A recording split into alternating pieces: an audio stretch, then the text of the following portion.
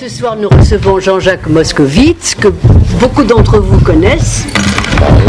Alors, Jean-Jacques Moscovitz, vous êtes psychiatre, psychanalyste. Vous êtes formé comme psychanalyste par la Société psychanalytique de Paris. Puis vous avez été membre de l'école freudienne. Après sa dissolution, vous créez en 1986, avec quelques amis analystes, Psychanalyse actuelle. Actuel en étant évidemment le signifiant fondateur. Un actuel de la psychanalyse qui tente d'élaborer une clinique et une éthique de l'après la barbarie, l'après la Shoah, mais aussi d'un actuel qui prenne en compte la dynamique des processus de symbolisation, toujours à l'œuvre dans les cures. Vous êtes à ce jour membre fondateur de Psychanalyse actuelle et membre d'Espace Analytique. Depuis 1980, vous tenez régulièrement un séminaire de psychanalyse à la lumière de l'œuvre de Freud et de l'enseignement de Lacan, sans compter de très nombreuses activités dont je dirai un petit mot à la fin. D'autres activités autour de la psychanalyse, bien sûr. Alors, vous êtes l'auteur de nombreux articles et contributeur à de nombreux ouvrages collectifs, dont la livre de chair, si j'ai bien compris. Dont je me signale la livre de chair qui vient de paraître hier, que vous trouvez ici, et qui sera discuté ici même le jeudi 24 mai. Voilà, ça présente. Par conséquent, vous êtes l'auteur de nombreux articles et contributeur à de nombreux ouvrages collectifs. Et vous signez, quant à vous, deux ouvrages importants dans lesquels vous déclinez et vous élaborez ce qui me semble être l'architecture de votre pensée. En premier lieu, D'où viennent les parents, qui est publié chez Armand Collin en 1991 et que vous rééditez, qui est réédité en 2007 chez l'Harmattan dans la collection Pinta, dans une nouvelle édition modifiée et qui aura à laquelle vous avez donné comme sous-titre Psychanalyse depuis la Shoah. En 2001, vous publiez chez Kalman-Levy Hypothèse amour, avec comme sous-titre Entre intime et politique. Deux ouvrages qui me semblent s'articuler entre eux dans l'ordre chronologique de leur élaboration. Moi, c'est comme ça que je les ai lus encore. Dans l'ordre chronologique de leur élaboration, autour du père, de la filiation, de la transmission, de la pulsion de mort et du féminin. Alors, adossé au noyau sexuel infantile des trois essais, vous inversez la question d'où viennent les enfants en un d'où viennent les parents. En faisant un retour à Freud, un retour textuel à Freud, au travers de l'homme Moïse et la religion monothéiste, et de Malaise dans la civilisation. Témoignant à chaque page de votre travail combien la thématique de la mort est aussi constitutive de la psychanalyse freudienne que la sexualité. Pulsion de mort et énigme de la mort qui nous mènent à l'origine du symbolique, à ce père mythique, clé de voûte de tout l'édifice freudien, ce père primordial, tué depuis toujours, cadre vide où les traces primordiales viennent s'inscrire antérieurement à tout investissement d'objet. C'est la première identification freudienne au père mort ou incorporation qui donne accès, nous dites-vous, à l'intériorité psychique et au sentiment d'avoir un corps. La thèse que vous soutenez dans D'où viennent les parents est que le changement radical du statut de la mort dans les exterminations de masse,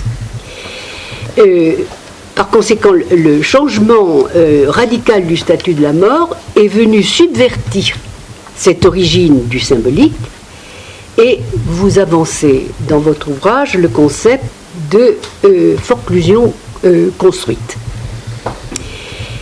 Si D'où viennent les parents est une tentative de répondre à l'énigme posée par Freud, qu'est-ce qu'un père? Il me semble que cette hypothèse amour qui en réintroduisant le procès de l'amour et du désir de la femme et bien entendu du désir de l'homme, tentera de répondre à la deuxième énigme posée par Freud, que veut une femme? Alors, de tous ces jeux de l'amour et du désir, rencontre, rupture, passion, défaillance, incomplétude, jouissance symptomatique, risque et empêchement toujours imminent, quoi en attendre? C'est la question que vous posez. Quoi en attendre? Eh bien, rien d'autre à en attendre, écrivez-vous, que du progrès. Toujours du progrès. C'est-à-dire victoire de l'amour et du désir contre la mort, désir de mort inclus, puisque dès lors qu'il se noue au désir de vie, Thanatos participe complètement de la vie, de la dynamique de la vie subjective. Hypothèse amour serait donc un pied de nez à la pulsion de mort, dans sa face de haine pure et de destructivité. Alors, les nombreuses références à l'intime et au collectif qui traversent votre travail font de vous un psychanalyste engagé. Un psychanalyste engagé dans la cité et dans le siècle, soucieux de faire sortir la psychanalyse du confinement et du huis clos du cabinet. Vous la confrontez aux turbulences de notre social, vous la confrontez au fracas du monde, mais vous la confrontez aussi aux autres disciplines affines. C'est ainsi que dans le cadre de votre séminaire que vous avez intitulé « Corps, images et réalité », vous organisez depuis 9 ans des projections publiques de films qui sont en résonance évidemment avec les thèmes qui vous habitent, débats auxquels vous conviez philosophes, historiens, réalisateurs, plasticiens, et vous avez appelé le cycle de ces projections de films le regard qui bat. Sublimation, processus de symbolisation, en tout cas travail de civilisation au sens freudien. Mais aussi, peut-être, est-ce qu'une question qui vous habite, énigme de l'acte créateur, en écho à cette question brûlante posée déjà par Freud en son temps, comment font-ils, les écrivains, les créateurs, pour arriver si vite là où la pensée analytique advient si lentement, si péniblement? Interrogation que reprendra Lacan à son tour, en écrivant, en évoquant aussi les créateurs, pourquoi sont-ils toujours devant? Mais enfin, pour ce soir, dans le cycle de notre travail, de nos travaux sur qu'est-ce que le corps pour la psychanalyse, le thème que vous proposez à la discussion est corps et réalité psychique. Voilà. Merci beaucoup. Oui. Moi, je vous remercie beaucoup. Si vous pouviez me passer ça comme texte, Bien sûr. ça pourra me servir. Ça peut toujours servir. Je pourrais le resservir. Tout doucement. Merci beaucoup. Et merci aussi à Armstrong, donc, qui, avec vous tous, a organisé ces soirées ici dans un café parisien, pas loin de chez nous, là, puisqu'on est du 6e. Du corps. Alors ce séminaire, il faut distinguer, je vais juste corriger un petit détail important pour nous, pour la psychanalyse actuelle, puisque ça se passe à psychanalyse actuelle. Le séminaire s'intitule cette année Corps, image, réalité, corps, réalité, image. Ça s'est appelé Corps et réalité psychique. Y participent Jeanne Caradida ici présente, également Nabil Fares, également Barbara Didier Azan, également Maria Landau. Donc c'est le séminaire de psychanalyse actuelle, disons-le comme ça. Alors, le regard Kiba ne fait pas partie directement de ce séminaire. Le regard Kiba, c'est une activité de psychanalyse actuelle, indépendante. Il y a des réunions préparatoires qui ont lieu de temps en temps, auxquelles participent justement des réalisateurs, des philosophes, des non-analystes et des analystes qui ne font pas partie de psychanalyse actuelle et qui viennent, qui passent. Bon, ça tourne beaucoup. On est toujours à peu près une vingtaine. Ça s'appelle donc le regard Kiba. Il y a un newsletter qui s'appelle Fred, c'est comme ça qu'on appelle, Fred Sixou, qui s'occupe beaucoup de ça, et vous avez sur le site de Psychanalyse Actuelle et du Regard Kiba tous les films depuis 7, 8, 9 ans qui sont là, avec les annonces, avec tout ce que ça peut vouloir dire. Maintenant, on a même nous aussi un système pas de prise de vue, on a uniquement choisi de faire que l'audio, parce que la prise de vue, excusez-moi Sergio, mais la prise de vue fixe sur quelqu'un qui parle, on s'est dit après tout, c'est préférable de mettre l'audio, puisqu'il y a le film en plus que les gens peuvent voir, c'est largement suffisant. On en est là pour l'instant. Alors pour ce soir, j'ai intitulé ça du titre du séminaire Corps, réalité psychique, image. Bon, je vais vous expliquer au fil des choses comment je conçois cela. En conclusion, j'aimerais qu'on parle du pourquoi tant d'associations et de psychanalystes parlent du corps. Ça m'intéresse beaucoup de savoir votre avis, parce que c'est beaucoup plus fréquent qu'avant. On en parle beaucoup. Pour ce qui me concerne, moi, c'est par rapport aux 3 essais, en voulant ouvrir le séminaire il y a 2 ans, ou 1 an, je ne sais plus trop, sur les 3 essais. Tout d'un coup, la question du corps est arrivée à être mise en avant. Je crois même que c'est arrivé en même temps. Il n'y a pas une raison du pourquoi le corps, c'était par rapport aux 3 essais, je dirais ça simplement comme ça. Alors, ce que je vais donc expliquer, c'est ce que vous avez dit, Geneviève. Pour moi, le corps est contenu, le mot pour la psychanalyse, la présence du corps dans l'analyse, dans la cure, existe, évidemment, mais pas tout seul, heureusement. Mais pour ma part, sur le plan théorique, c'est un thème que j'ai beaucoup abordé dans mes travaux, dans mes bouquins. C'est le Einverleibung, c'est-à-dire l'incorporation, où il y a le mot corps, comme par hasard, à savoir comment une intériorité psychique, telle que vous l'avez soulevé d'ailleurs, advient, et comment elle peut aussi être, en quelque sorte, abîmée. Donc, et aussi la vie des corps, la vie des corps qui, pour citer Bataille, que je vais peut-être citer à la fin si j'ai le temps, et la question de la caresse quand même, la question de la caresse, non pas que ça fasse partie des cures, mais c'est évoqué dans les cures quand même, la question de l'amour et de la caresse et de la tendresse, c'est bien quelque chose qui nous concerne de très près, et donc aussi de l'image du corps, comment cette image, et ça c'est le cinéma qui m'aide beaucoup et qui nous aide beaucoup, comment l'image de 2 dimensions passe-t-elle à 3 dimensions, non pas par le cinéma en tant que tel, mais comment le cinéma le montre. Et pour cela, je vais aborder en cours de route des films, notamment Black Swan, qu'Hélène Godefroy a beaucoup travaillé, a fait un texte. Et moi, je vais travailler ça par rapport à Pina de Wim Wenders, ce soir. Je vais essayer de le faire. Et je vais terminer aussi pour la question du pourquoi vous mettez le mot tégumentaire, cicatrice tégumentaire, dans votre annonce générale de votre travail de cette année, l'annonce de Lacan, n'est-ce pas? Le lieu de l'autre n'est pas à prendre ailleurs que dans le corps. Alors voilà, on trouve des citations sur le corps aujourd'hui, beaucoup. Alors, il n'est pas intersubjectivité, mais justement cicatrice sur le corps tégumentaire. Ça me semble important parce que la peau, je vais essayer d'en parler. Parce que j'en ai parlé d'ailleurs dans le séminaire, mais je vais essayer d'en reparler autrement. Alors pour avancer tout de suite, 2 exemples de ma pratique. Un premier exemple qui est le suivant, c'est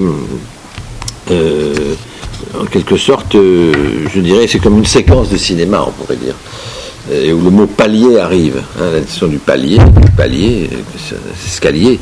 Et alors voilà, c'est qu'en pleine séance, on sonne à ma porte, ça m'arrive, et je vais ouvrir.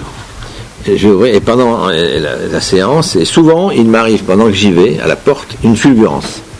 Et en revenant notamment vers le divan, bien sûr, vers la séance, souvent j'ai une idée comme ça qui me surgit, et comme si le corps effectivement érigé, le corps sorti de la séance, le corps comme tel, qui se lève, existe. Et quelque chose hors du fauteuil surgirait comme une fulgurance, comme le présent du corps à ce moment-là. Et l'analysant en question, justement, qui était sur le divan, se trouvait très gêné de ne pas pouvoir associer sur ce qu'il voulait dire. Il y avait des freins, il y avait du frein, il y avait des choses qui ne venaient pas dans ses pensées. Et voilà que moi, revenant de mon palier, alors il dit qu'il n'arrivait pas à lier les choses, mais en revenant du palier de chez moi, je tape des pieds par terre, je lui dis voilà, palier, j'en reviens, justement, qu'est-ce que... Alors voilà, et bon, la séance continue, il comprend pas, je me dis qu'est-ce que j'ai encore fait là, et on se lève, et puis la séance se termine, on se retrouve sur le palier, et je recommence un peu à piétiner sur le palier, et ces associations sont reparties, il m'a dit, ah ben voilà. Et c'était tout à fait intéressant de voir combien, pour lui, cette dimension du corps debout, lui et moi et lui, une fois la séance finie, hein, au point que je lui ai dit, vous voulez prendre l'ascenseur ou l'escalier, enfin on a un peu bavassé là-dessus. Mais bon, autre exemple de corps dans la cure, ou dans quelque chose d'un lien transférentiel, c'est avec Lacan. C'est publié dans un bouquin qui s'appelle, je crois, Travailler avec Lacan, chez Flammarion, c'est sorti il y a 3-4 ans, où on a été 5 ou 6 ou 8 anciens lacaniens du divan de Lacan à avoir été sollicités par Safon pour faire un travail de dire comment Lacan travaillait. Et je vais vous en donner juste un tout petit exemple si vous ne l'avez pas lu dans ce livre, à savoir que j'avais présenté justement l'homme Moïse et la religion monothéiste. C'était en 75, ça devait être à Strasbourg, c'était la première fois que j'allais parler devant autant de monde à l'école freudienne. Je venais justement de la SPP, de la Société de Paris, à l'école freudienne, et Lacan m'y avait accueilli très très chaleureusement et abondamment, et très content, et il m'a suivi là pour que j'aille à l'aise vers ce Tivoli 15h15, c'est-à-dire à la salle Tivoli au Palais des Congrès à Strasbourg, et chaque fois qu'il me voyait à l'époque comme ça, il me disait Tivoli 15h15, et puis finalement c'est arrivé le 15h15 et il était là, on s'est rencontrés dans l'ascenseur d'ailleurs avant d'y aller, Tivoli 15h15. Bon, c'était Lacan qui voulait me donner du courage, mais surtout ce qui s'est passé, c'est qu'il y avait un copain, Rande-Pierre pour le citer, avec qui je travaillais beaucoup sur la passe d'ailleurs, et qui dit monsieur, ça démarre, et Lacan se met à courir. Comme ça, le corps qui s'est mis à bouger, et c'était assez drôle, parce que personne n'aurait commencé ça. Il est rentré dans l'amphithéâtre à toute vitesse, ça démarre. Il a voulu se défaire de quelque chose, il s'est ébroué, et j'ai trouvé ça très amusant. C'est-à-dire que, et ça m'a un tout petit peu désangoissé pour parler de mon affaire, que j'ai d'ailleurs beaucoup travaillé depuis, puisque D'où viennent les parents est fondé sur ce texte de Freud. C'est-à-dire qu'il y a eu une sorte de démétaphorisation du propos, poli, monsieur ça démarre, monsieur, en quelque chose du corps qui n'est plus dans l'ordre de la métaphore, et ça va se reconstituer aussitôt en une remétaphorisation. Quelque chose va à nouveau prendre forme dans une sorte de pensée qu'on peut avoir à ce moment-là. C'est-à-dire, au fond, la question que je pose aussi bien à travers cet exemple de ce palier, et de cet exemple Lacan, là, c'est à qui est le corps dans l'analyse? À qui appartient-il? À qui appartient-il ce corps? Alors, simplement, je dirais qu'il y a peut-être un inconscient pour deux corps différents, c'est-à-dire qu'il y a un seul sujet pour deux personnes présentes, hein, et un seul sujet pour deux personnes présentes, dans l'ordre de la question même du langage et comment on peut l'utiliser, comment c'est utilisable dans un lien transférentiel, et que le corps, c'est jamais que le corps de l'autre. Hein. On peut pas ça, tel que la citation que vous donnez, vous, dans votre présentation. Hein. C'est-à-dire que ce corps, c'est la cause du sujet, réciproquement, on pourrait dire, ou mutuellement. Hein. Voilà. Et en tout cas, ça n'a rien de médical. Donc, pour ces tout petits exemples où je procède, je dirais, par palier, donc sujet, corps, objet, inconscient, il y a quelque chose qui se noue. Comment arriver à s'en servir? Et c'est là où, simplement, le titre du séminaire de cette année de psychanalyse actuelle, les 3 essais, c'est-à-dire comment le sexuel freudien, les pulsions partielles, les objets partiels, tels que Freud les décrit dans son ouvrage, comment ça sert à ce que l'incorporation de l'intériorité psychique puisse se mettre en place. Voilà. Donc c'est là, et alors c'est certainement lié à cette problématique du père primordial, du père primordial en tant que tel, c'est-à-dire quelque chose d'un donné qui n'est pas un donné sensible, perceptible, tel que Freud le dit dans ce fameux chapitre 7 de la psychologie des masses et analyse du moi. Il y a quelque chose d'autre, n'est-ce pas, qui est à dire. C'est-à-dire que cette incorporation est sûrement liée à cette place du père radicalement absent, parce que mort depuis toujours, vous l'avez très bien dit, Geneviève, à partir de ce que j'avance, et que cette absence-là, probablement, joue sa partie, joue son rôle fondamental dans le fondement même de ce qu'on peut appeler l'intériorité, qui est absent justement dans la question de la psychose, enfin, tout ce qu'on peut en dire au niveau clinique. Alors, deuxième exemple, qui va préciser les choses de cette incorporation, et un enjeu qui me tient beaucoup à cœur de vous transmettre. Alors, c'est un exemple qui part d'une petite femme de 14 ans, anorexique, majeure, grave, amenée en urgence par les parents qui veulent l'hospitaliser. Dernière chance, voir un psy du quartier, parce que c'est aussi dans le quartier. La mère est très intrusive dans tout ce qui se passe, elle veut absolument l'hospitaliser. Elle me téléphone, parlez-moi de ma fille, elle est schizophrène, dites-moi de ce qui se passe. Évidemment, je dis rien, j'arrive à bourdouiller pour pas répondre, bref, comme on fait d'habitude. Mais en fait, ce qui se passe, c'est que un jour, elle me dit cette chose-là, qu'avec son père, elle va au cinéma, et tous les deux regardent le film sans se regarder jamais, ni en sortant, il n'y a pas de regard. Ils ne se regardent pas entre eux. Et ce qui fait que je lui pose la question, est-ce que votre père, est-ce que ça lui arrive de vous regarder? Et non, dit-elle, pas du tout. Et je lui dis, très directif, dites-lui de le faire, regardez-vous tous les deux. Alors, ça a fait bouger les choses. Ça a fait bouger les choses, de parler du corps regardé, du regard sur le corps. Ça a fait bouger les choses, puisqu'elle venait tous les 15 jours, pas plus. Quelque chose des symptômes ont commencé à diminuer, et au bout d'1 mois ou 2, ces seins ont commencé à pousser, et plus question d'hospitalisation. Et voilà qu'elle est peut-être devenue un petit peu obèse, et puis elle est partie, comme les ados, sans rien dire, ni merci, ni rien, aucune nouvelle, mais probablement guérie.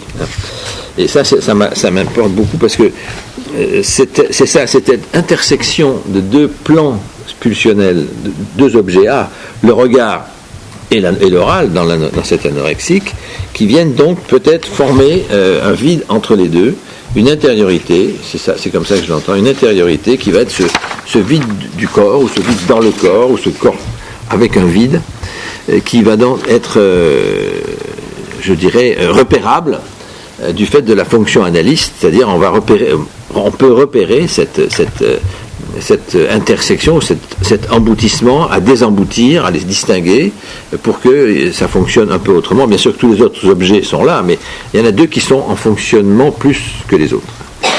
Et que c'est là où un autre, pour dire une intériorité, vient à pouvoir jaillir plus exactement qu'avant, plus fortement qu'avant, un autre à qui s'adresser, et où, au fond, quelque chose de ce corps surface, de ce corps image, va s'organiser pour faire volume, pour faire 3, pour faire une dimension 3.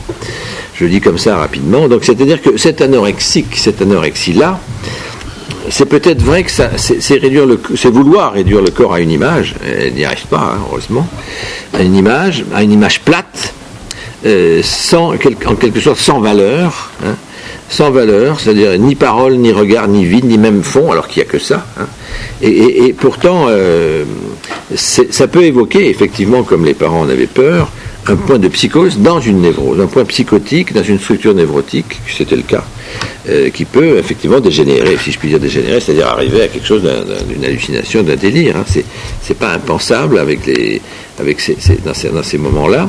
Mais que la question du père, en tant que tel, père primordial, largement dépassé par le père, enfin, qui dépasse largement la question du monsieur papa allant au cinéma, que cette Einverleibung, cette incorporation, donc, ne peut pas être reconnue facilement dans la vie, bien évidemment. Elle n'entre pas dans des conflits. C'est une supposition de travail analytique qui permet de penser le corps, qui permet de penser certains symptômes, et qui va donc, voilà. Mais que dans cette famille très particulière, ils m'ont quand même, malgré le côté intrusif, majeur et compliqué, très, très surmoïque, ça a pu quand même jouer. Elle a pu, cette petite de 14 ans, se faufiler à travers la folie maternelle et puis s'en sortir. Probablement, très probablement. Alors c'est là où, justement, ça permet que du psychique puisse être aimé, hein, qu'on puisse aimer son inconscient, son psychique, quelque chose puisse avoir lieu, que c'est plus ennemi du corps. Hein, ces symptômes font que le corps n'est plus ennemi du sujet. Alors que là, il y avait les kilos qui comptaient, et effectivement le danger d'un désastre psychotique, soi-disant. Donc c'est là où on peut parler de cette dimension de ce que nous enseigne l'anorexique, de plus spécifique, c'est probablement cette captation que ça exerce sur nous, mais sur aussi le savoir psychanalytique en général. C'est cette captation de l'autre, hein, qui va suivre les enjeux du discours médical, qui ne va pas lâcher, qui va pouvoir obéir au discours médical. Hein, la maladie, pourquoi pas même la psychose, pourquoi pas le coma, pourquoi pas l'hospitalisation et tous les ennuis qu'une anorexie grave peut entraîner. Coup de chance, là j'ai donné une petite chic note, coup de bol du cinéma, comme ça, au cinéma, est-ce que vous regardez, voilà. Et c'est là où je pense qu'il y a quelque chose un petit truc comme ça qui a fait changer le cours de la symptomatologie. Hein. Et c'est bien comme ça c'est-à-dire que ce père qui est probablement désirant au point de voir des films et s'intéresser au cinéma, comme beaucoup de gens, eh bien là ne désirait pas que sa fille puisse être vue par lui, n'avait pas cette option-là. C'est en tout cas d'après ce que disait la petite névrosée plus grave que ça de 14 ans. Et que l'intervention que j'ai faite a pu avoir son effet. Hein. Bon, voilà, c'était agréable de citer des fois où ça marche. Hein. On ne cite pas beaucoup et pas souvent les cas où ça ne marche pas. Là, c'est un cas qui a marché et je peux le dire comme ça. Alors, c'est vrai que toute la question que je vais te dire maintenant, c'est la question de l'écran de cinéma. Hein.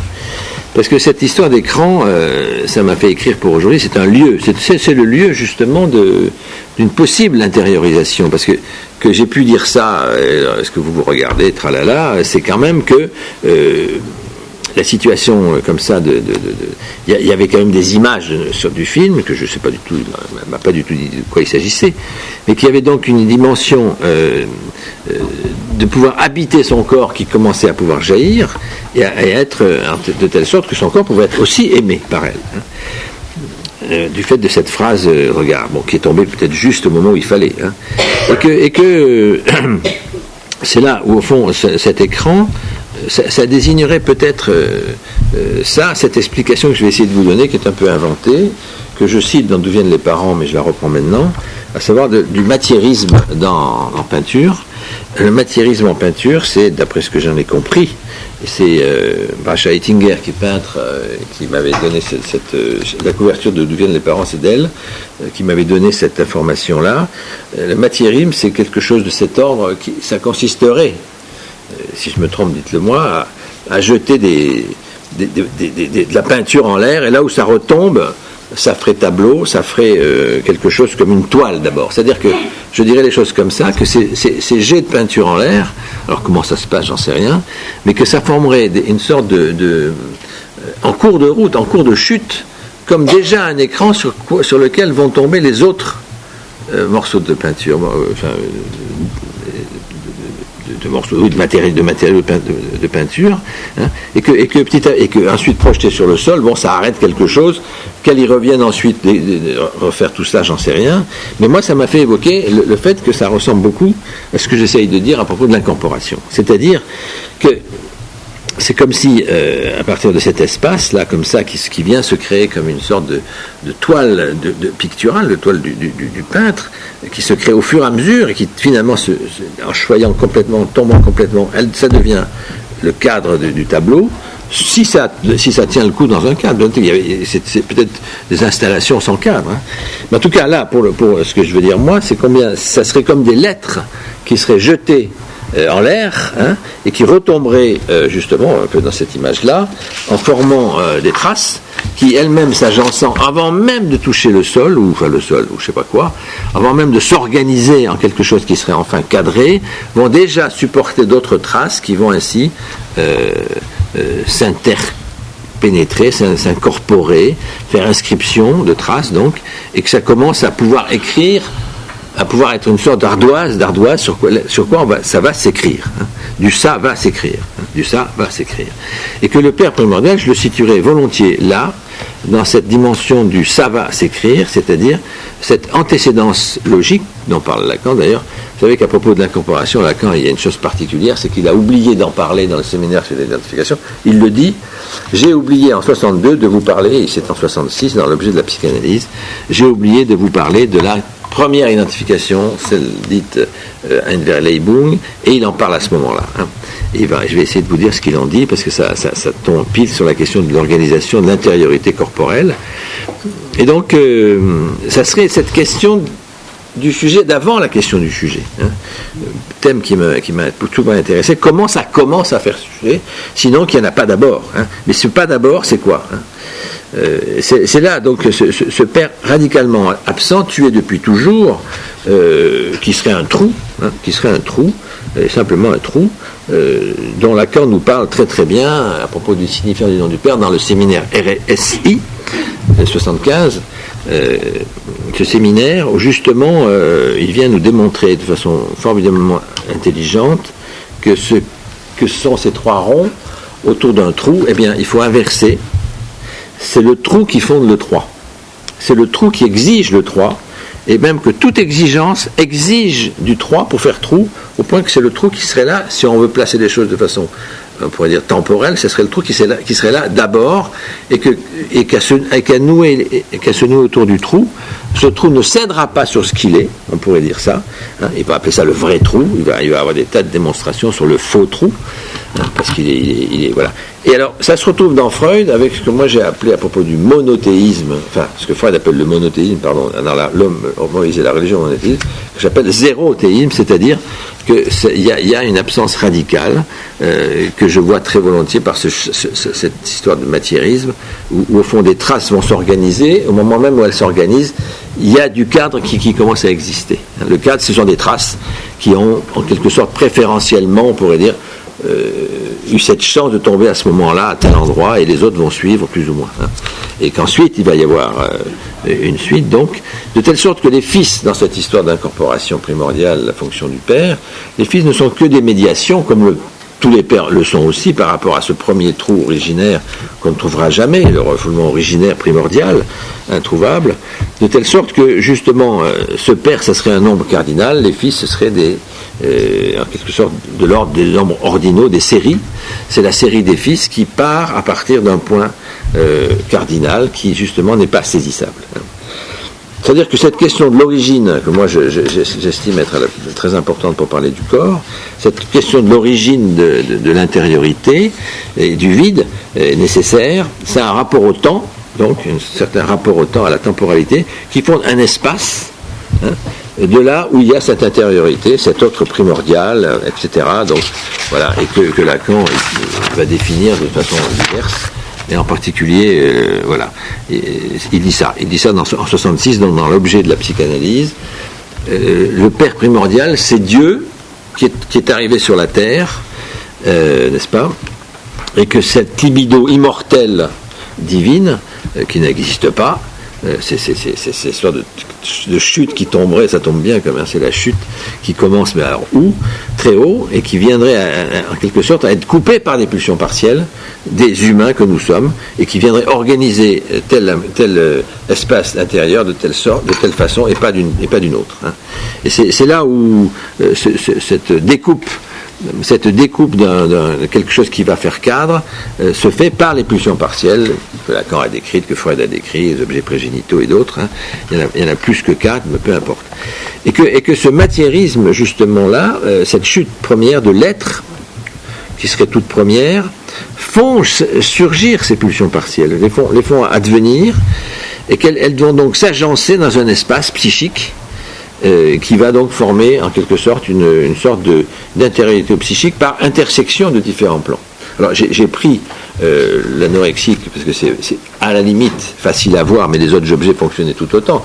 C'est le regard et l'oral. C'était même pas sûr que ce soit l'oral parce qu'anorexique, mais enfin c'est pour montrer comment deux objets A se jouxtant créent un vide entre eux qui va donc fonder quelque chose de ce schéma que Lacan va utiliser. Il n'y a pas de tableau, mais il y a un schéma que Lacan nous donne dans l'angoisse, le schéma de la courbe de Gauss, hein, que j'ai utilisé dans le séminaire souvent, c'est-à-dire une sorte de flèche, comme ça, comme on utilise dans le graphe du désir. Vous avez une flèche qui revient comme ça, et puis 2 flèches les coupe et il met au croisement de ces 2 flèches horizontales, disons, et par rapport à la flèche verticale qui se recourbe sur elle-même, et qui donc crée un espace entre dans cette courbe, il met les 4 objets fondamentaux, enfin, qu'on considère comme fondamentaux, par couple, hein, oral, vocal et anal, scopique, en définissant pourquoi, mais en sachant bien que ça peut très bien être oral, anal, toutes les combinatoires sont possibles. La preuve, l'anorexique, c'est regard et oral, c'est pas justement vocal. Bon, ça peut être et que cette combinatoire d'objets est à considérer parce que c'est des trous du corps, c'est des zones érogènes, c'est l'ensemble du système pulsionnel. Exemple que je cite souvent aussi, c'est le vampirisme, que Lacan cite d'ailleurs, c'est pas de moi. Et à propos du fait que c'est essentiellement un film, il y a très peu de cas cliniques de vampirisme. Je crois qu'il y a un ou 2 cas dans la littérature. Jean-Claude Daguerre a beaucoup travaillé ça. Moi, bon, c'est son truc, mais ce que je veux dire, c'est ça. C'est que, en fait, il y a le phallus qu'il faut définir dans cette courbe de Gauss. En haut, c'est le phallus qui va teinter tel objet plutôt qu'un autre, qui va donner de la valeur à tel objet plutôt qu'à un autre, et à un autre encore qui vont s'entrecroiser. Voilà, c'est comme ça qu'on peut le voir. Et au point même qu'on pourrait dire, s'il y avait un tableau, j'aurais pu vous le montrer, que en bas, donc, dans cette courbe qui fait comme ça, avec ces 2 machins horizontaux, en dessous, ça serait l'objet A, la béance, comme ça, qui vient nous dire qu'il n'y a pas n'importe quoi qui se fait, il y a une organisation. Il y a une certaine... Alors, pour le vampirisme, ça a ceci de particulier, c'est qu'on voit bien les crocs phalliques dans le film de, je ne sais plus qui d'ailleurs, de Polanski, les crocs phalliques avec les dents blanches comme ça, qui viennent nous faire espérer une jouissance sexuelle immédiate.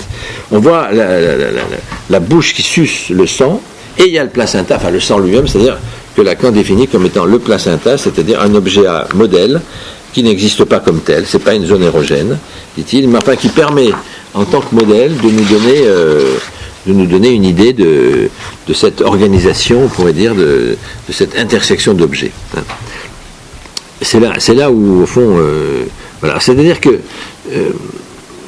ce que je veux dire dans ces plans, dans ces intersections d'objets, il y a quelque chose qui donc crée du vide, et que c'est ce vide-là qui est important. Hein. Le trou est premier par rapport aux 3 ronds de RSI, c'est une autre dimension des choses que je ne vais pas citer plus loin parce que ça va compliquer beaucoup plus, mais qu'il y a un espace donc intérieur qui se crée, et pour moi, analyse, c'est comme ça que je l'entends, c'est comme ça que je l'entends avec l'anorexique, c'est comme ça que je l'entendais avec monsieur Dupalier, là, quelque chose n'avait pas cours, quelque chose du corps agit, et quelque chose de l'intériorité peut se mettre en place.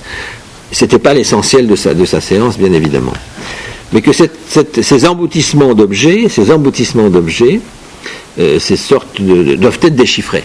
C'est la fonction analyste, mais que c'est là où j'avance ce point, que cette incorporation, justement, elle est nullivore. Elle ne participe pas de quelque chose du miam-miam, comme il y en a totem et tabou. C'est pas le père qui est mangé, c'est le passage, pour dire les choses textuellement, le passage de totem et tabou où il y a du père mangé et dévoré, et les fils se partagent ce corps du père, dans ce déni, dans ce forfait suprême, en dansant avec lui, alors qu'il est déjà mort, et en se partageant son corps ensuite. Dans cette incorporation que j'ai définie comme ça, justement, il y a ce vide dans cette intersection d'objets qui fait que elle est nullivore et elle ne mange rien. Et c'est le passage textuel, donc je dis, de totem et tabou à l'homme Moïse et la religion monothéiste. Dans ce texte, l'homme Moïse et la religion monothéiste, il n'y a pas de pulsion orale qui soit prévalente sur quoi que ce soit. Hein. C'est l'origine symbolique qui est vide, le symbolique est au départ vide, et il va se remplir de pulsions partielles et d'organisation, mais qu'au départ, il y a un vide. Si on peut parler de départ, alors comme j'ai essayé de me montrer avec cet exemple du matériel, il n'y a pas plus de départ qu'autre chose. C'est tout de suite là, mais ça s'organise de façon diffuse, confuse et comme on peut, et puis à un moment donné, il y a un sentiment que c'est comme ça que je suis fait, hein, par rapport à ça plutôt qu'autre chose. Bon. Mais il n'y a pas une sorte de progression temporelle précise. Hein. Voilà. Alors, effectivement, il y a d'autres exemples que je pourrais citer, qui sont dans la littérature, essentiellement dans le livre de Theodor Hell qui s'appelle Écouter avec la troisième oreille. C'est un livre assez remarquable, où il cite beaucoup de choses, notamment, et un autre livre de Reich aussi, il était très spécialisé dans ces choses-là, sur une variation d'une mélodie de Gustav Mahler. Alors c'est la chose suivante, pour citer ce bouquin-là, la variation sur un thème de Gustav Mahler. C'est la deuxième symphonie de Mahler qu'il entend quand il reçoit un coup de téléphone comme quoi son analyste Karl Abraham est mort. Surgit ce bruit de la mélodie qui ne va pas le quitter pendant 30 ans. Et lui, pendant 30 ans, il va chercher à savoir pourquoi cette mélodie est là. Alors, ce n'était pas une obsession formidablement grave, mais il voulait savoir pourquoi elle lui revenait sans arrêt. Ça fait partie des signifiants de son père, il découvre ça. Hein, et en même temps, quand il apprend la mort d'Abraham, il était dans le Tyrol, il y a le Sommering, cette espèce de mont, il le voit et il est happé. Il dit, mon regard a été happé par le sommet, il a couru au sommet et la mélodie est apparue. Hein, jonction entre véritablement le regard et le son, et le vocal. Et la mélodie, la musique. Hein. Et c'est là où je trouve ça intéressant. Alors, d'autres exemples de Théodore Reik, qui a dû trouver quelque chose et qui est tout à fait riche au niveau de la clinique. Théodore Reik, je parle. Qui, lui, alors, se retrouve... l'histoire est la suivante. Il y a un patient américain très riche qui veut se faire psychanalyser et qui veut se faire analyser. Et Reik habitait Berlin. Et Freud lui dit, venez l'analyser, moi je peux pas. Venez à Vienne. Il vient à Vienne, il arrête toutes les cures qu'il avait en cours. Il vient à Vienne, il s'installe dans l'hôtel Bristol. Et là, le patient ne vient pas, bien sûr. Il ne vient pas du tout. Il le paye régulièrement, mais au bout d'un moment, il ne peut plus tenir. Au bout de 3 mois, il arrête. Et puis, évidemment, il se dit, mais qu'est-ce qui m'a appris de faire ça, etc. Et il trouve la chose suivante, c'est exactement dans l'ordre de choses que j'essaye de vous dire. Il trouve l'exemple est le suivant. L'hôtel Bristol, il était un jour avec son père, il se promenait dans Vienne, qui était donc pas sa ville, et voilà qu'il rentre dans l'hôtel. Au moment de rentrer dans l'hôtel, il entend des bruits, il en ressort tout de suite en disant, ces gens-là ne sont pas pour nous, ou tout au moins nous ne sommes pas pour ces gens-là, ils sont trop riches pour nous. Et pour lui, ça a été comme un événement structurant, où justement, quand il va en reparler dans son troisième oreille, dans son livre, ce qui apparaît, c'est ça, c'est le passage du dedans dehors, c'est-à-dire du regard et de l'espace qui se constitue, avec la voix de son père qu'il entend, disant, ces gens-là ne sont pas pour nous. Et c'est là où on peut, voilà. Alors, dans Hamlet aussi, vous avez cet exemple des fantômes, tout à fait présent, où il entend le fantôme, il le voit en même temps, et c'est tout à fait noué à la question du père, donc c'est en plein dans le topo clinique que j'essaye de vous dire. Mais en tout cas, ce qui apparaît là, dans cette dimension d'idéalité, de cette incorporation et d'intériorité, c'est-à-dire que c'est l'incorporation de l'incorporation, cette incorporation-là. Hein. C'est comment l'idéal du père, tel que c'est décrit par Freud dans le chapitre 7, disons-le tranquillement, le garçon s'identifie à son père de façon passive, sans pour autant que ce soit féminin, il prend son père comme idéal. Il prend son père comme idéal, et c'est donc l'idéalité comme telle qui vient s'inscrire dans son psychisme, ça fonde son psychisme, et ça fonde cette intériorité. Pour le dire comme j'essaie de le dire là. C'est-à-dire qu'entre le dedans et le dehors, de ce sentiment corporel, il y a quelque chose. Il y a les téguments, justement. Il y a le tégument qui fait barrière, qui fait plein de choses, qui justement va peut-être, si j'arrive à la fin de mon propos, pour moi, je vais l'avancer comme étant aussi un objet A. Donc maintenant, c'est-à-dire comment ce corps surface peut-il être vécu aussi comme corps volume sans être pour autant effracté et violenté. Peut-être que la question de la pénétration sexuelle dans le coït entre hommes et femmes peut l'expliquer. Ça peut nous donner une idée, pas expliquer, mais ça peut nous donner une idée de cette troisième dimension, plus ou moins, avec la question même de la mémoire corporelle qui survient au niveau de l'érotique. Et tout ça, c'est des questions qui sont à aborder aussi. Alors, comment cette prévalence de la dimension 3 sur la 2 prend-elle... Alors, je vais donc prendre là 2 exemples. Sur justement ces deux exemples que j'ai dit tout à l'heure, c'est-à-dire comment ces plans pulsionnels font un lieu nullivore, parce que j'ai utilisé l'oralité encore, mais un lieu vide qui permet... alors, avec Black Swan, et Pina, ce sont deux films. On n'a pas projeté Pina, Regard qui bat, mais on a projeté Black Swan. On a eu un bon débat et des bons textes, encore une fois celui d'Hélène Godefroy. Et qui... Alors, c'est de danse contemporaine. Est-ce que c'est de la danse contemporaine, d'ailleurs, Black Swan, j'en sais rien, peut-être. Mais c'est comment la conscience et l'inconscience du corps sont à prendre en compte. Alors, dans Black Swan, pour une première approche, Black Swan, c'est le miroir plan qui est objet, qui est acteur, même je dis ça comme ça, le miroir est acteur, c'est un objet qui est acteur. Dans les films, c'est fréquent qu'un objet soit acteur, et c'est là où le jeu de miroir utilisé par le metteur en scène, voilà, et que pour introduire à la troisième dimension, cette héroïne se gratte le dos, hein, c'est la partie invisible du corps, dos où justement va pousser hallucinatoirement un petit morceau d'aile de Black Swan, parce qu'elle veut être à la fois le white et le black du swan, elle veut être les deux dans son désir d'être danseuse étoile, etc. Et voilà qu'un petit morceau de plume et de Black Swan va surgir dans son dos, elle se gratte, elle s'écorche, enfin, il lui arrive des tas d'imaginaires, de rupture du corps, de toutes sortes. Bon, et que là, il y a quelque chose comme une troisième dimension qui commence à pouvoir être possible, n'est-ce pas? Mais en fait, ça passe pas du tout. Alors que dans Pina, le film de Wim Wenders, Pina Bausch, le Pina de Wim Wenders, c'est d'emblée là le 3. Le 3 est là d'emblée, et je trouve ça assez fort de voir que ce lieu de l'autre, justement, est là d'emblée. Ce corps qui est acteur de désir. Le corps devient non seulement désirant, mais nous fait désirer, nous spectateurs. Et c'est le corps lui-même qui est acteur comme tel sur une autre scène à laquelle on pourrait accéder, hein, on voudrait accéder, qui donc montre ces croisements d'objets sans cesse. Par exemple, des bruits de chaises deviennent une musique. Et on voit quelqu'un qui bouge des chaises exprès pour organiser ça dans un rythme musical, alors que ça n'a rien de musical, mais ça le devient. Ça le devient pour notre oreille et pour l'ensemble de la situation. Hein.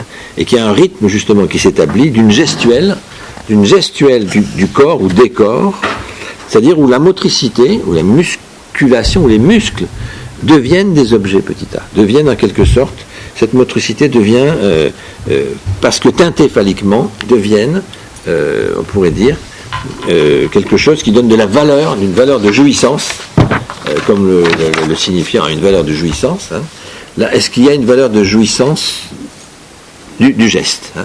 Ça donne une valeur jouissante au geste, et que le geste, je me pose la question donc là, à qui appartient-il lorsqu'on le voit au cinéma ou sur la scène d'opéra ou de quelque chose où justement des danseurs évoluent et c'était pas n'importe qui, justement, à qui appartient le geste? À qui appartient-il? Est-ce qu'il appartient à celui qui le fait ou à celui qui le voit? Dans la mesure où l'objet A, s'il a une définition qui tient pour moi tout le temps, c'est que l'objet A, c'est ce qui est déduit. Donc, quand je regarde quelqu'un qui me regarde, à qui appartient le regard? Et c'est cet objet déduit de cette situation de regard que Lacan va appeler objet A. C'est une des façons au plus simples de s'organiser dans la pensée de Lacan par rapport à Freud. Hein, ça me semble tenir, ça. Et que ce geste qui est regardé et donc vu, et en même temps agi de façon motrice dans l'ordre de la danse, donc dans ce croisement d'objets, au sens de, et plus puisqu'il y a aussi de la musique évidemment, qu'est-ce qui vient donc nous montrer dans cette synesthésie, dans cette motricité synesthésique, dans ce vu et ce geste et ces bruits. Alors c'est des bruits de cascade dans ce film, c'est des bruits de chaises bien sûr, c'est des bruits de toutes sortes qui vient donc montrer une certaine valeur signifiante du geste, hein, qui fait que le geste devient un signifiant. C'est pas du tout de la parole en tant que telle, mais c'est du langage qui donne une valeur intéressante pour la question du corps, hein, il me semble.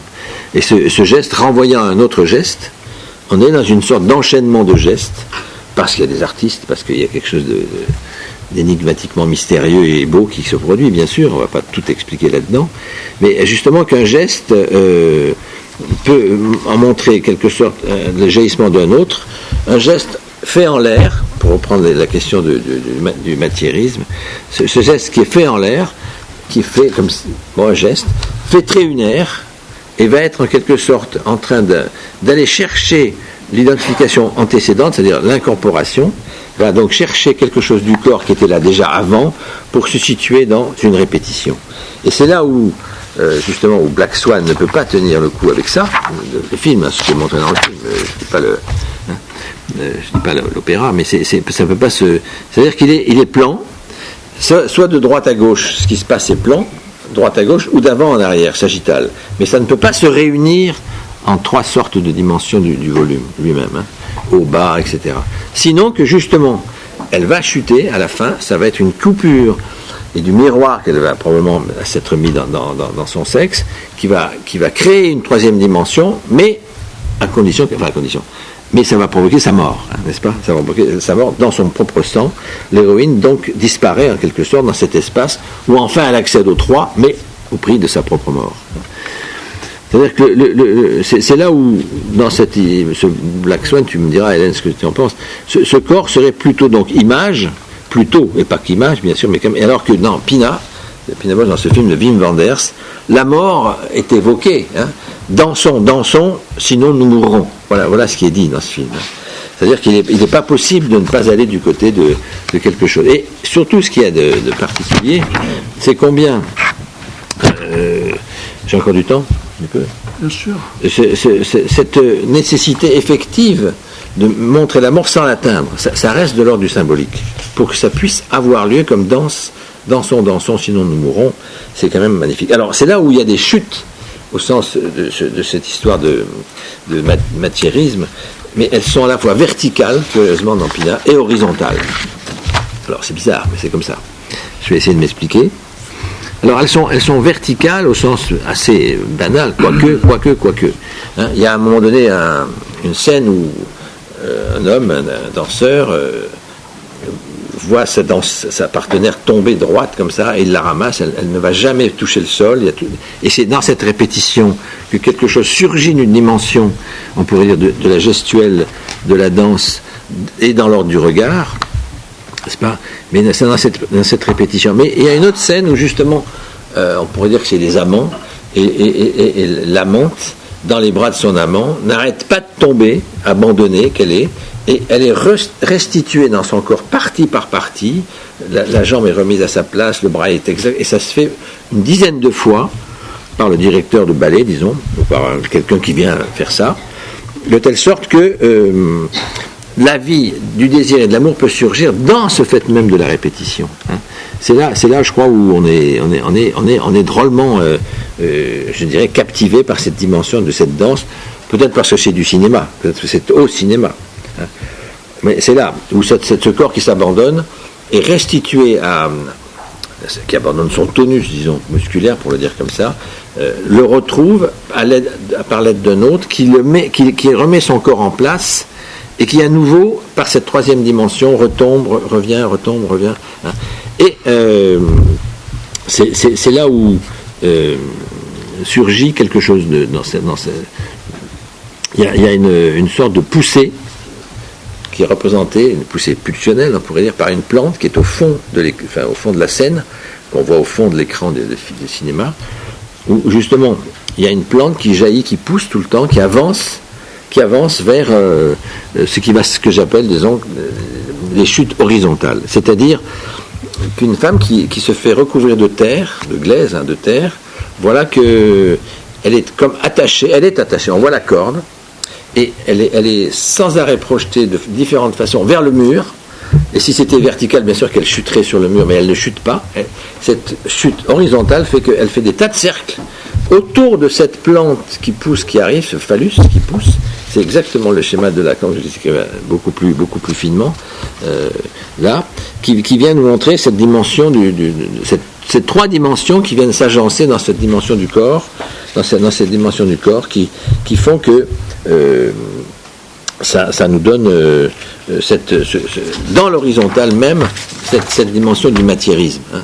C'est pas simplement la chute de haut en bas, c'est aussi bien dans l'espace horizontal.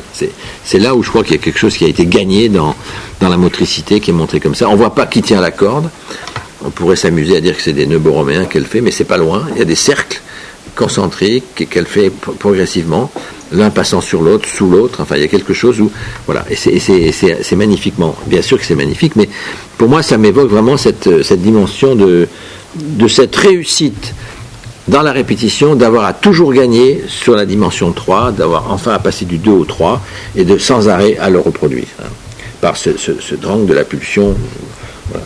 Et qu'il y a donc une structure, peut-être que c'est un peu rapide tout ça, il y a une structure qui vient nous évoquer une intériorité psychique. Alors ce film était en 3D au sens technique, et je crois que c'est pas par hasard qu'il a voulu comme ça, Wim Wenders. Moi je pense que c'est pas utile que ce soit vu en 3D ces films, enfin bon, c'est comme ça. C'est-à-dire que bon, je vais essayer maintenant de conclure, parce que c'est vrai que c'est la danse. Est-ce que c'est de la danse contemporaine, ou est-ce que Black Swan, ça me semble plus de l'ordre du classique, alors que Pina, c'est beaucoup plus de l'ordre du contemporain. Peut-être que il y a une différence entre ces deux sortes de danse. Ça, je n'ai pas trop travaillé la question.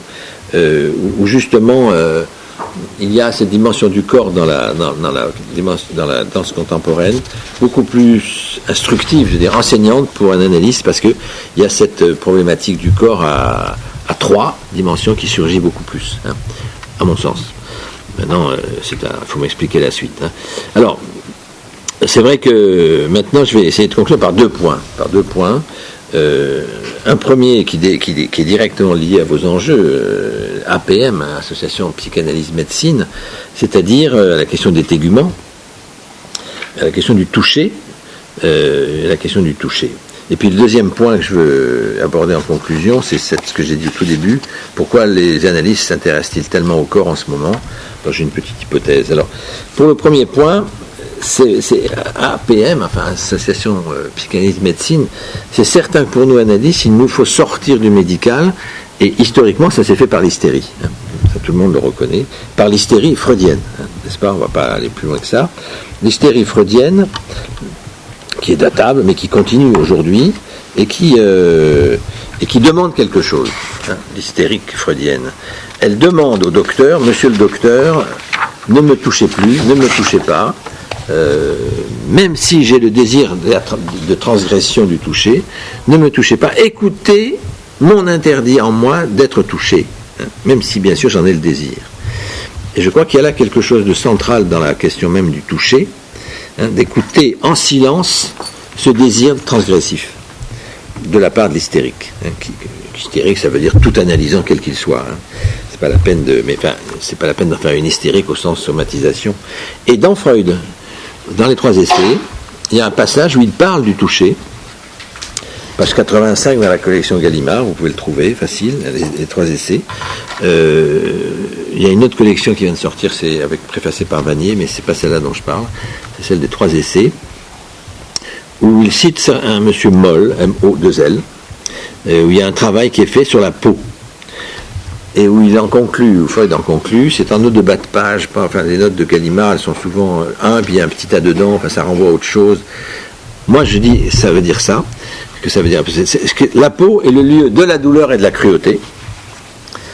Hein, il cite l'obsessionnel bien sûr en premier lieu, mais est-ce que la peau c'est pas un objet partiel, un objet petit a aussi, qui fait cause du désir, dans la gestuelle notamment bien sûr, des danseurs, comme je l'ai dit tout à l'heure, hein, et c'est là la question, à qui appartient la caresse? Voilà, à qui appartient la caresse?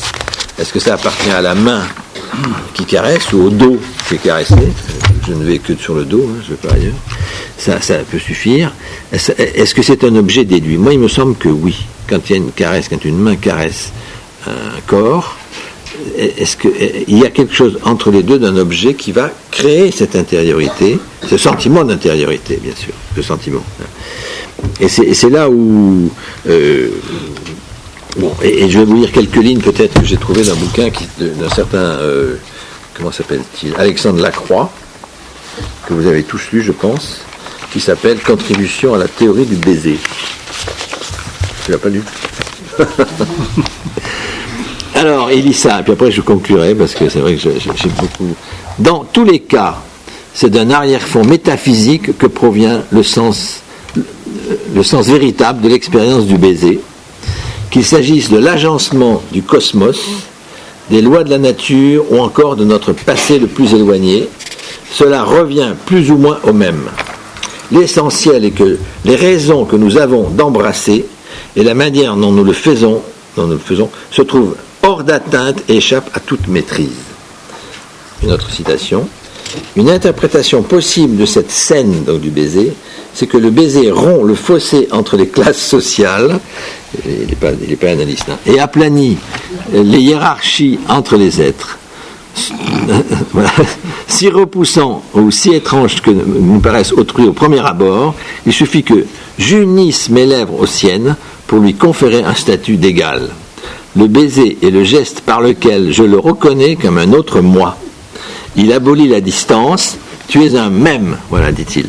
Alors voilà, dit donc celui qui consent à embrasser, et ils sont rares, ces actes susceptibles de me surprendre, c'est l'auteur qui parle, en me révélant l'humanité que je ne voulais plus voir en l'autre. Conscient de ce pouvoir, nous comprenons que la vie amoureuse n'est pas seulement un drame privé, mais qu'elle est branchée sur le destin du monde. Nos sentiments sont l'écho de la métaphysique spontanée dans laquelle nous baignons désormais, et ça y est un point, désormais l'humanité, il va loin, hein, est seule en charge d'elle-même. Les dieux ont déserté le ciel et il n'y a plus rien comme croyance commune, ni d'idéologie pour indiquer la voie du futur. Je termine. Dans cette situation de vertige cosmique, de panique vitale, dans un tel face-à-face avec le fantasme de l'apocalypse, il n'est pas absurde et qui plus est, pas désagréable que de s'en aller cueillir chaque fois que nous le pouvons sur les lèvres d'une personne aimée quelques instants de bonheur. Pas mal, hein? C'est Alexandre Lacroix. Ça vient de sortir. Ça vient de sortir. C'est lui qui a fait j'écris l'autobiographie. Il a fait d'autres livres. C'est un écrivain, on ne s'arrête pas de le lire quand on commence. Alors, bataille, et puis je conclue sur pourquoi tant d'analystes, mais... Alors, la vérité lance bataille dans l'amour d'un être mortel. Vous voyez, du corps, on est arrivé à l'amour, quand même, c'est pas évitable. Hein. L'amour lance bataille, et que nous avons, quoi qu'il arrive, le bonheur à trouver.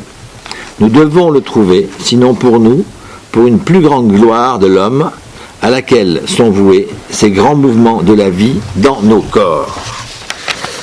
La taille et le corps, c'est pas mal. Alors, je conclue de façon un petit peu plus, on pourrait dire, simple, enfin au moins dans les hauteurs de l'amour et du bonheur.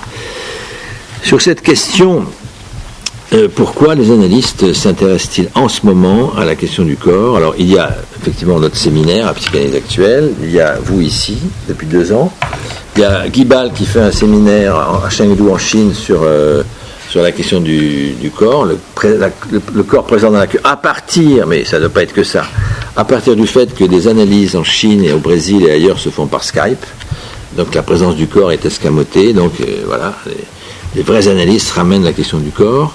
Et puis à l'université Paris 7, je crois qu'il y a eu un énorme truc sur le corps récemment, je crois que tu y étais. Il y a 2 ans. À la SPP il y a 2 ans. Et voilà, pourquoi ça parle du corps? Alors moi j'ai une idée, je vous la donne.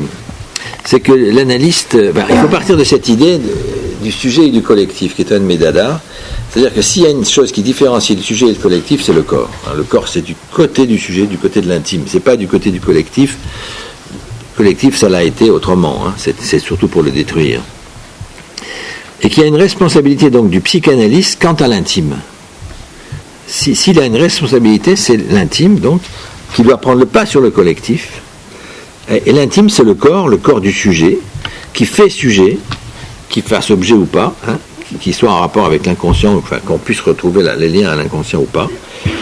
À savoir qu'il y a là une demande faite à l'analyste, ça m'a été fait de façon très particulière récemment. Je vous demande d'être garant, de vous occuper de ma parole dans l'intime et de ne pas aller, comme tous ces analystes, se promener dans les médias et dans le politique. C'était carrément une sorte d'ultimatum. Et que c'est vrai que les analystes, ils y vont un peu trop dans les médias, dans le politique. Ils y sont allés beaucoup, et ils y vont encore beaucoup. Il me semble que ça joue sur ceci, c'est que ça va énucléer le désir de l'analyste hors de la cure, hors de son situs, on pourrait dire, habituel et normal, enfin, où il doit être. Normal, j'en sais rien, mais enfin... Et que là, il y a quelque chose comme dit Lacan, d'un commerce culturel, comme dit Freud, d'un marché public, sur lequel la psychanalyse se livre trop facilement. Freud parlait de Wilhelm Reich, hein, il parlait surtout de Wilhelm Reich en 1933. Et Lacan parlait certainement de Miller.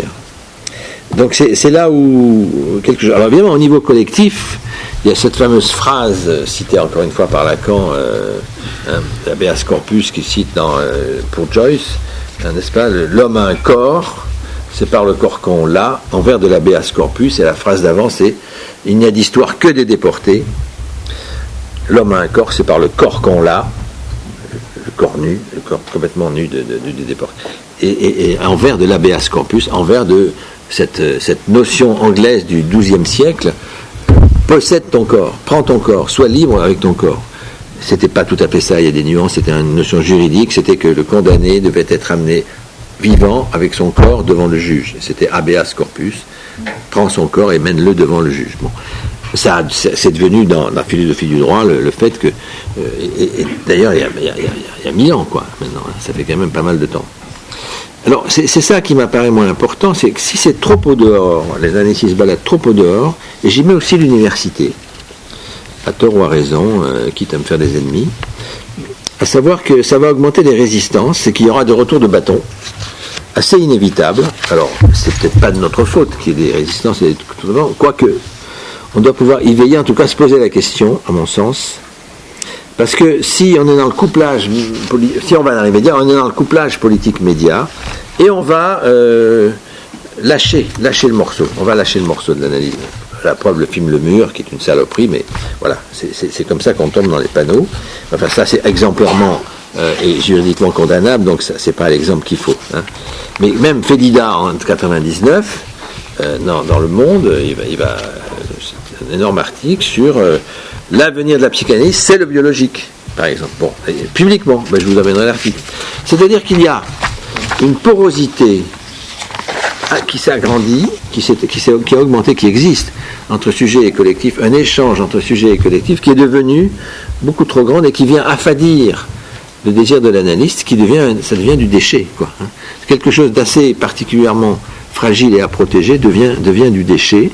Et là, on a un exemple avec l'autisme, particulièrement, parce que c'est un point faible de tous les praticiens, quels qu'ils soient, où les analystes ont été attaqués au point qu'on a entendu parler d'un boycott de la psychanalyse, que c'est pas. Hein, et quelle conduite à tenir? Je pense qu'il y en a beaucoup, il y a beaucoup de choses à dire. Probablement que les institutions analytiques devraient peut-être se refermer un peu plus sur elles, d'où la notion des réseaux entre associations devrait être beaucoup plus protégée et calculée. D'où le fait que quand on va au dehors de son affaire analytique, et qu'en tant qu'analyste, on transporte quoi? On transporte que son désir d'analyste, il est venu de son parcours de névrosé avec ces histoires des 3 essais que Freud nous dit, c'est-à-dire mon sexuel freudien passe dans mon désir d'analyste, et quand je vais en public, eh bien il y a mon sexuel freudien qui est exhibé de façon inconsciente, de façon invisible, mais il y passe, hein, il passe dans le public. Et c'est d'autant plus que c'est collectif, hein, mes médias, télévision, etc. Et que c'est là où il nous faut. Et il y a donc du rapport sexuel à ce moment-là, au sens où on le dit, c'est-à-dire qu'il y a donc de l'adéquation entre ce qui est demandé et ce qu'on peut offrir, alors qu'il faut maintenir cet écart, c'est qu'il n'y a pas de rapport sexuel au sens de Lacan, c'est-à-dire qu'il y a un trou radical qui ne peut pas être comblé, ce fameux trou d'exigence du 3, hein, comme j'essayais de dire tout à l'heure, c'est-à-dire qu'il y a un réel, et que la psychanalyse participe d'une pratique du réel beaucoup plus que d'une pratique du sens. Or, dans le public, on ne peut pas pratiquer autre chose que la pratique du sens. Et ça me fait dire combien, justement... alors, pourquoi le corps? Parce que le corps, comme c'est l'intime, on veut rattraper le morceau, et on a bien raison, on veut rattraper la chose, et on va parler du corps, d'autant plus qu'on nous le reproche, tous ces Roustan et compagnie, qui disent vous vous occupez pas du corps, ou les thérapeutes nous disent le corps vous en fichez, les médecins n'en parlons pas, mais on se met à s'occuper du corps, mais en analyse, c'est-à-dire on essaye à bredouiller des choses comme je l'ai fait, pour essayer de relancer et de lancer la chose freudienne quant à ce qu'il en est de l'intime. Bon, voilà, c'est ça que je peux dire. Moi. Tu vois ? Bon. C'est terminé.